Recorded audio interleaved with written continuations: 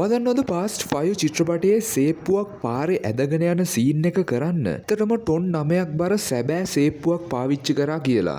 ගොඩක් අය හිතන්නේ මේක සම්පූර්ණයෙන්ම CGI කියලා. හැබැයි අධ්‍යක්ෂක ජස්ටින් ලින්ට ඕනි උනේ මේක රියල් කරන්න. ඒ නිසා ඔවුන් එක සේප්පුවක් ඇතුලේ කුඩා එන්ජින් එකක් සහ රෝද සවි කරලා ඒක පදවගෙන යන්න ඇතුලේ ඩ්‍රයිවර් කෙනෙක් පවා ඉන්න විදිහට මේක නිර්මාණය කළා. මේ එක සීන් එකක් වෙනුවෙන් විතරක් වාහන 200කට වඩා විනාශ කරලා තියෙනවා. ඒ වගේම මේ චිත්‍රපටයේ තමයි ඩුවෙන් ජොන්සන් හෙවත් ද රොක් ලූක් හොබ්ස් විදියට මේ ෆ්‍රැන්චයිස් එකට එකතු වෙන්නේ. ඒක මුළු කතාවටම ලොකු පණක් වුණා.